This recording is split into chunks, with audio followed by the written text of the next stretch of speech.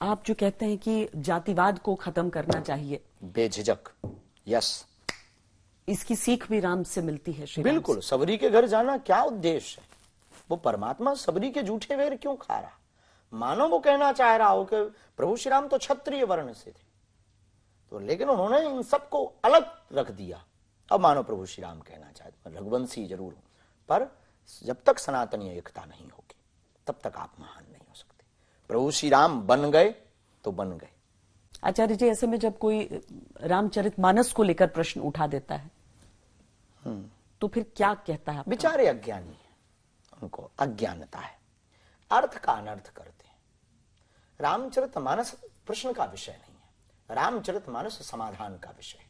उसमें तो उत्तर भरे पड़े, उससे प्रश्न आप निकाल रहे हो, उसके ऊपर प्रश्न। आप गंगा के ऊपर उंगली उठा रहे हो कि ये पवित्र है कि नहीं, ये बेफिजूली की बात है। ऐसे तो फिर कोई भी क्वेश्चन पर कोई भी आदमी से पूछेगा तुम अपने बाप के हो कि नहीं, ये क्वेश्चन कर दिया जाए तो फिर सिद्ध करने में उनको नानी याद आ जाएगी। ये बेफिजूली की अज्ञानता है। रामचरितमानस प्रश्न का विषय नहीं, समाधान का विषय। अज्ञानता है या फिर जातियों में बांटने का एक प्रयास भी है? नई रोटी, राजनीतिक रोटी, और जातियों में मतभेद प्रकट करना, और सोची समझी साजिश है, और विदेशी ताकतों के द्वारा ब्रेन ब्रॉस, उसके द्वारा फिर ये आगे आते हैं और ये फिर जो है पीएफ विदेशी फंड लेते हैं और ये धर्म के खिलाफ कार्य करते हैं। तो इनको इसमें मजा आता है। तो अगर कोई कहता है इस तरह की चीजें, या फिर जैसे हमने हाल में सनातन को लेकर भी बहुत टिप्पणियां सुनी हैं, तो इस विषय में होना क्या चाहिए, क्या करना चाहिए? कोई स्पष्टीकरण भी नहीं आता है, लोग बोलकर निकल जाते हैं। क्या ये सहनशीलता की परीक्षा है? जब तक इस भारत का हिंदू एकत्रित होकर के मुंह तोड़ जवाब देना नहीं सीखेगा, तब तक उनके आदर्श के साथ, उनकी आस्था के साथ, उनके इष्ट के साथ ऐसे ही खिलवाड़ मचता रहेगा।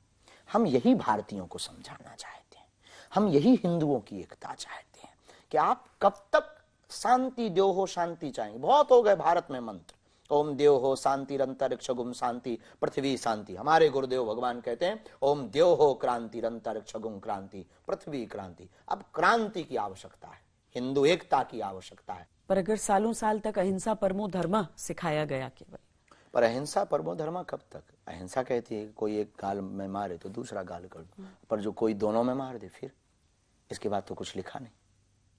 अहिंसा के चक्कर में आप अपने आप को मर मिटा दोगे, फिर अहिंसा का धर्म का रक्षण कौन करेगा? आप खत्म ही हो जाओगे, तो अहिंसा फिर सूत्र पर चलेगा ही कौन? अहिंसा परमो धर्मा के लिए भी, अहिंसा की रक्षा करने के लिए तो आपको जागना पड़ेगा। हम सिर्फ इतना कहना चाहते हैं। और हिंदुओं के जागने से क्या पर्याय है? इन सनातनियों के जागने से यह पर्याय है कि अगर सनातनी जाग गया तो ये इस प्रकार की लड़ाइयां खत्म हो जाएंगी, सामाजिक वैमनस्यता दूर हो जाएगी, और बार बार प्रभु श्री राम की और रामचरितमानस के ऊपर टिप्पणियां, कमेंट्स बंद हो जाएंगे, और ये युद्ध की स्थितियां जो भारत में गृह युद्ध की बनती ये खत्म हो जाएंगी। आचार्य जी, एक और प्रसंग है जिसके बारे में बार बार हम सुनते हैं कि हनुमान जी ने सीना चीर के दिखाया था कि देखिए मेरे दिल में क्या है। जी, माला दी प्रभु विभीषण ने, बहुत कीमती माला माता जानकी जी के द्वारा, कि आप ये माला लो, बहुत प्यारी है, इसे धारण करो। हनुमान जी ने माला ली तो बानरों का स्वभाव होता है कोई भी चीज वो मुंह में डालने की कोशिश। हनुमान जी ने देखी, उसको तोड़ने लगे। विभीषण जी बगल में खड़े थे, महाराज ये माला क्यों तोड़ रहे, क्या कर रहे हो? हनुमान जी बोले हम इसमें चेक कर रहे हैं कि माला तो बड़ी कीमती, पर राम है कि नहीं। जिस माला में राम नहीं वो माला किस काम की? विभीषण मुस्कुराकर बोले अच्छा जिसमें राम ना हो तो वो तोड़ डालोगे? हनुमान जी बोले बेझिझक तोड़ डालेंगे, वो भी अपने ही जैसे थे हनुमान जी। जवाब देने, विनोद की बात है। हनुमान जी तो हनुमान जी हैं, तो हनुमान जी ने विनोद में कहा कि जिसमें राम नहीं है उसे तोड़ देना ही उचित है। तो विभीषण जी बोले क्या तुम्हारे मन में, तन में अंदर राम है मन में, और अगर नहीं होंगे तो क्या तुम भी तोड़ डालोगे? तब हनुमान जी को आवेश आ गया कि तुमने हमारे ऊपर उंगली उठाई, तुम कहते राम है, अरे ऐसा कहते हो। तुरंत सीना फाड़कर हनुमान जी ने दिखा दिया, देखो मेरे मन में भी राम है और श्री सीता राम है, और जिस दिन ये राम नहीं रहेंगे उस दिन हनुमान भी नहीं रहेगा। अभी पूरा देश एक तो प्रतीक्षा कर रहा है, सिर्फ देश में क्या कहूँ, विदेश में भी पूरी दुनिया के लोग जी, सनातनी हिंदू जितना जहां जहां बसते राम के उपासक, और खूब रोज उत्सव अभी मनाना, राम उत्सव मनाना शुरू हो जाएगा। इसीलिए हम आज तक पर भी राम उत्सव, श्री राम उत्सव मना रहे हैं। बहुत अच्छा। हम प्रत्येक भारतवासी और दुनिया में रहने वाले इस शो को देखने वाले लोगों से प्रार्थना करेंगे कि घर घर दीपावली की तैयारी करें, रंगोली बनाएं, जगह जगह राम नाम का पाठ करें, जगह जगह जो है श्री रामचंद्र कृपालु भजमन की स्तुति करें, और अपनी जिस दिन 22 जनवरी को प्रभु श्री राम का मंदिर का अनावरण है उस दिन अपने घर को पवित्र करके रखें और यहाँ अपने घर पर गीत गावें। अच्छा, एक बात मैं आपसे पूछना चाहती हूँ कि कहते हैं कि जब गोस्वामी तुलसीदास जी रामचरितमानस लिख रहे थे और वो जब सुनाया करते थे तो हनुमान जी को तो चिरंजीवी कहते हैं, सप्त चिरंजीवी हैं जी। कहते हैं कि वो वहां पर केवल सुनते थे बनारस में आकर। हाँ, केवल वहां नहीं। हाँ। हनुमान जी, प्रभु श्री राम जी जब जाने लगे तो कहा हनुमान जी तुम भी चलो, तो हमारा समय आ गया। हनुमान जी बोले हम नहीं जाएंगे। राम जी बोले क्यों? बोले एक बात बताओ, आपके साथ आपके धाम जाएंगे तो वहां हमें कथा मिलेगी सुनने? राम जी बोले वहां तो हम ही हैं, कथा काहे को मिलेगी? हनुमान जी बोले भाई हमारा कैंसिल है टिकट। हाँ, तो राम जी बोले क्यों? बोले हमें आपकी कथा में 2 फायदे, हम यहीं रहेंगे। बोले क्या फायदे? बोले जहां आपकी कथा होगी तो एक तो कथा का फल कथा मिलेगी, और जहां कथा होगी वहां आप भी आओगे तो आपका भी दर्शन होगा, तो 2 फायदे होंगे। इसलिए हमारे फायदे का सौदा ये है। इसलिए प्रभु चरित्र सुनबे को रसिया, राम लखन सीता मन बसिया। किसी ना किसी रूप में आज भी हनुमान जी प्रत्येक कथा में जाते हैं, क्योंकि ये सप्त चिरंजीवियों में एक है। अस्तुत्थामा बलर्व्यासो हनुमानश्च विभीषणा, कृपा परशुरामश्च सप्तैते चिरजीवना। इसलिए हनुमान जी महाराज आज भी कथा में आते हैं, और तुलसीदास जी की कथा में भी वृद्ध का रूप धारण करके गए थे, और चरण जब तुलसीदास जी ने प्रेत के कहने पर पकड़ लिए थे तब हनुमान जी का साक्षात्कार हुआ। तो प्राण प्रतिष्ठा में निश्चित है, और हमें तो लगता है जिस दिन प्राण प्रतिष्ठा 22 जनवरी को होगी, सबसे ज्यादा दुनिया में कोई नाचेगा तो हनुमान जी नाचेंगे। हमारा मनोभाव है, बहुत नाचेंगे हनुमान जी, बहुत खुश होंगे, क्योंकि उन्होंने प्रभु श्री राम के उस जन्मभूमि में प्रभु को झोपड़ी में देखा। वहां प्रभु राम लला के रूप में, बाल रूप में, जब वो सरकार भव्य मंदिर दिव्य में बैठेंगे ना, देखो भाई हम तो अपने मन से कह रहे हैं, हमारी मति कह रही, दुनिया के सबसे ज्यादा खुशी किसी को होगी तो वो हमारे हनुमान जी को होगी, और बहुत नाचेंगे। अयोध्या नगरी भी बदलती जा रही है, बिल्कुल दिन ब दिन बदल रही है। वहां पर एक राम मंदिर का निर्माण ही हो रहा है। अभी तक तो इतने सालों तक सुनते थे कि हनुमानगढ़ी से ऊंचा कुछ नहीं हो सकता है, पर उससे ऊंचा राम मंदिर है। और बदलनी चाहिए, वो प्रभु श्री राम की नगरी है, वहां कण कण में रामत्व है, वहां पर कण कण में प्रभु श्री राम की आभा है, कण कण में प्रभु श्री राम का भाव है, कण कण में वहां के लोग बड़े भोले भाले। सरजू जी का किनारा, वो सरजू जी की लहरें, वो राम मंदिर, वो हनुमानगढ़ी का प्रसाद, वो वहां की गलियां, वो प्रभु श्री राम की स्मृतियां अद्भुत है, बदलनी भी चाहिए। और हम लोग जहां करोड़ों लोगों की आस्था, अरबों लोगों की आस्था हो, वहां ही ना चमका पाए तो हम क्या खाक चमका पाएंगे। हनुमान जी को हमेशा ये लगता था कि राम जी उन्हें सबसे ज्यादा प्रेम करते हैं कि नहीं करते? हनुमान जी को इसलिए ये तो नहीं हम कह सकते कि हनुमान जी को ऐसा लगता था। हमारा मंतव्य ये है कि हनुमान जी बिल्कुल श्योर थे कि हमसे ज्यादा प्रेम राम जी करते थे, बेझिझक। हनुमान जी इसमें निश्चित थे, क्योंकि हनुमान जी का प्रेम 2 प्रकार का था जी। माता पिता रूप में भी और स्वामी रूप में। माँ जानकी को माँ, प्रभु श्री राम को पिता रूप में हनुमान जी देखते थे। तो निश्चित रूप से हनुमान जी को यह निश्चय ही था। लोक कथाओं में कई बार इस बात का जिक्र हो जाता है कि उनको इस चीज को लेके, इसीलिए जो सिंदूर लगाते हैं, चोला चढ़ता है जी।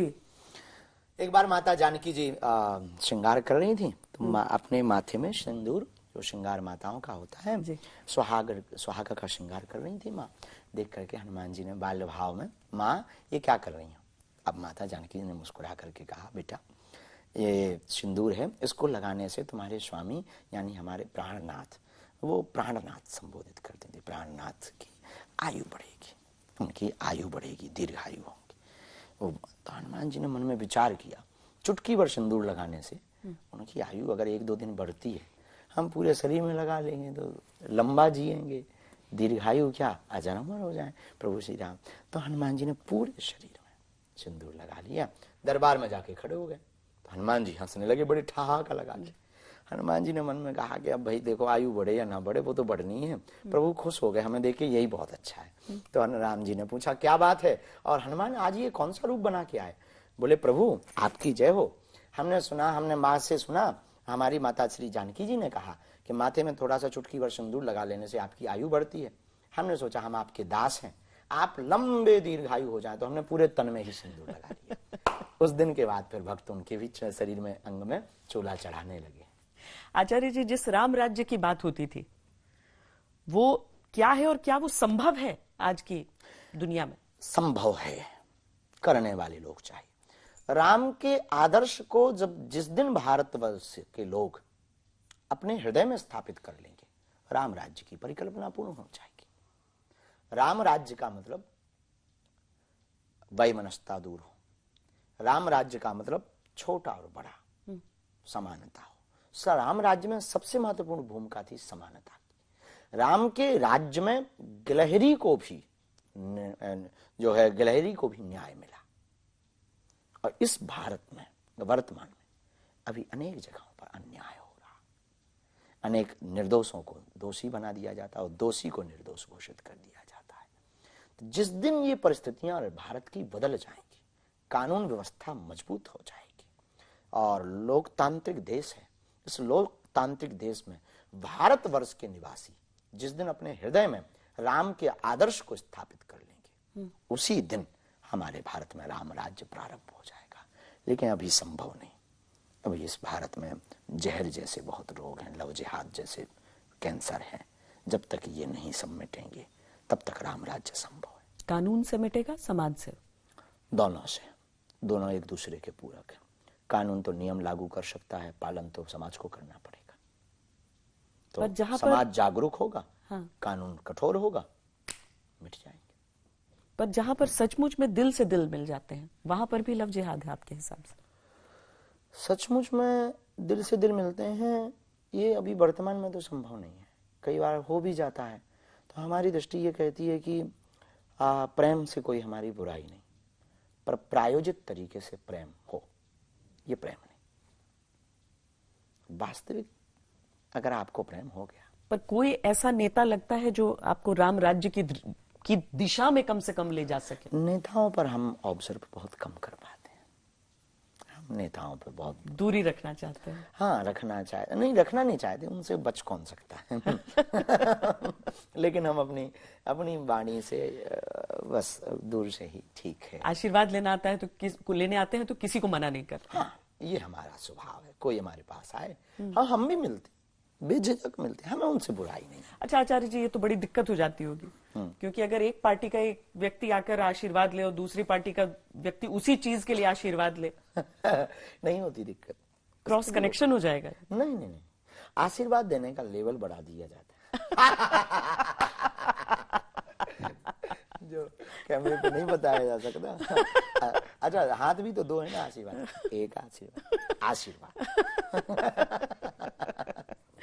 मतलब दिल से ये दो हाथों का आशीर्वाद उसको जाता है जिसको लगता है देश का भला कर सके। हमें ये जिसके मन में ये रहता है हम उसको बोलते भी।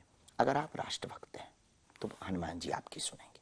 हम आशीर्वाद नहीं देते, हम प्रार्थना करते हैं। हमारी एक आदत बहुत विचित्र है, किसी को भी हम आशीर्वाद नहीं देते, हम उसके लिए प्रार्थना करते अपने आराध्य से। और तुम अगर खरे होगे, सत्य होगे, राष्ट्रभक्त होगे, तो वो तुम्हें जय जय करते। आपसे इतने लोग कुछ मांगने आते हैं हमेशा, अगर आप एक चीज मांग सकते अपने, मतलब आप सरकार हैं, बागेश्वर धाम सरकार, पर आप सरकार से कुछ मांग सकते तो क्या मांगते? हम वैसे कोई हमारी मांग तो नहीं थी, ना है, लेकिन भारतीय नागरिक होने के नाते अगर हम भी भारत के नागरिक हैं, वोट हम भी डालते हैं, तो वोट का अगर हमसे कोई कहे कि आप कुछ मांगो, तो पाक अधिकृत जमीन पीओके भारत में पुनः वापस ले ली जाए, जो उन्होंने अपनी कश्मीर बना रखी है, यही हमारी वोट की दक्षिणा होगी। और हमें जो है ऋण मुक्त कर दिया जाए। हमारा कर्जा है सरकार के ऊपर, हमने वोट दिया, और कर्जा हमारा सरकार चुकाए, और चुकाने के रूप में हमारी जो पीओके है, पाक अधिकृत जमीन, वो दे दे। बस निश्चित रूप से हमें ये लगता है करोड़ों सनातनी भारतीय, करोड़ों लोग इससे प्रसन्न होंगे, इसमें किंचित मात्र संदेह। आपको लगता है कि भारत में इतनी शक्ति है हमारी सेना में, हमारी बहुत जल्दी होने ही वाला है निर्णय। हम इसके लिए, हमारे पूज्य गुरुदेव भगवान तुलसी पीठाधीश्वर सरकार ने इसके लिए यज्ञ भी किया, हम भी यज्ञ करवाएंगे धाम पर। पाक अधिकृत जमीन को लेने के लिए यज्ञ करवाएंगे, चाहे वापस लेना है। हम अपने अध्यात्म बल पर प्रार्थना करेंगे। भारत सरकार मजबूत है, वो कर सकती है, और उनमें सेना है, उनके पास ताकत है वो कर सकते हैं, ले सकते हैं और ले करके रहेंगे, हमें भरोसा है वो होके रहेगा। आचार्य जी, भारत या इंडिया? भारत। अभी जो ये नई प्रधानमंत्री भारत, प्राइम मिनिस्टर भारत लिखा हुआ प्रधानमंत्री के सामने भी कई बार दिखा, अच्छा कदम लग रहा है। अच्छा कदम है, बहुत प्रिय है भारत में, क्योंकि हमारा देश महाराज भरत के नाम से भारत पड़ा है जी। तो भारत ठीक है, ये प्राचीन है तो प्राचीन ही ठीक है।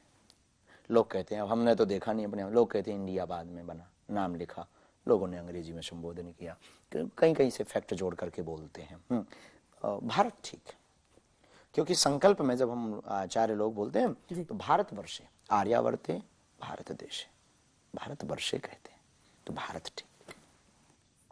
राम मंदिर के निर्माण और उसकी प्राण प्रतिष्ठा, क्योंकि निर्माण तो अभी कई दौर में आगे चलेगा, अभी प्रथम तल का निर्माण जिसमें कम से कम दर्शन के लिए जो श्रद्धालु हैं वो आ सकेंगे। कभी तंबू में देखा था, फिर अभी एक अस्थायी निवास है राम जी का, रामलला जिसमें है, और अब वो विशाल मंदिर बनकर तैयार हो जाएगा। जी, तो उसके साथ आपको लगता है भारत का एक नया अध्याय शुरू होने वाला है? हो गया, पर जिस दिन ये निर्णय हुआ था उसी दिन भारत का एक नया अध्याय शुरू हो गया था।